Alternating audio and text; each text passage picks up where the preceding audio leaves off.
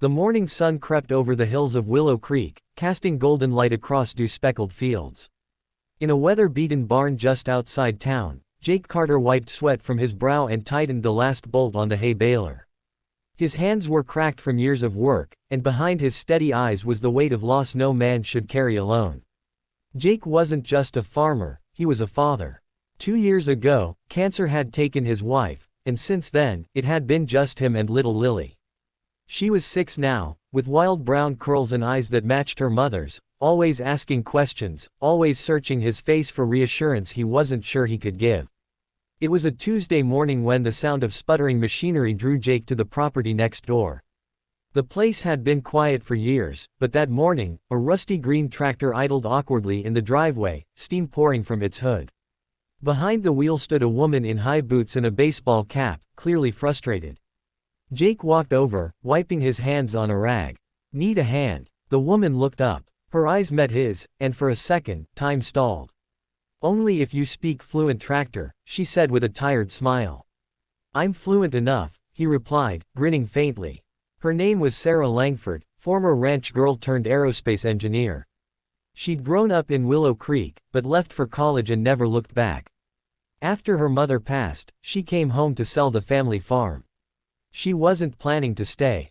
Jake spent the next 2 hours under her tractor, fixing the cooling system, replacing a busted hose, and coaxing it back to life. While he worked, Lily sat cross-legged in the grass nearby, peppering Sarah with questions about space and rockets. Something changed that day, something subtle but real. Over the following weeks, Sarah and Jake saw more of each other. It started with shared coffee on misty mornings, then long talks on porch swings while Lily played nearby. Sarah found herself laughing more than she had in years. Jake, who had grown used to silence, found comfort in her voice. But it wasn't all easy. Jake was afraid to open his heart again, afraid of letting someone into the life he'd built from pain and perseverance. Sarah, for all her success in the skies, didn't know if she could root herself back on the ground. The farm was a relic of her past, and her future was in Houston, where a new promotion waited, one she had fought hard for. And then there was Lily. One night, as Sarah helped Lily with her homework, the girl quietly asked, "Are you going to leave too?"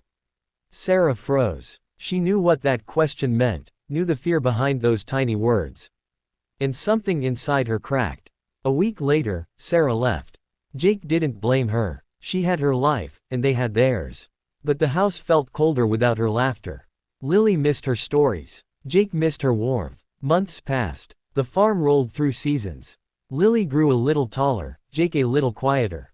Life moved on, slow, steady, aching. And then one spring afternoon, a shadow passed over the barn. Not a cloud, but something lower. Sleek, silver. A private jet landed at the small airstrip outside town. Out stepped Sarah Langford, wind in her hair, purpose in her stride. She had walked away from the promotion. Walked away from the life she thought she wanted. She came back for the one she needed. Jake was in the field when he saw her, standing by the fence line with a look that said everything her words could never capture. He didn't speak right away. Just stared, the way a man does when he thinks he's dreaming. "I missed you," she finally said.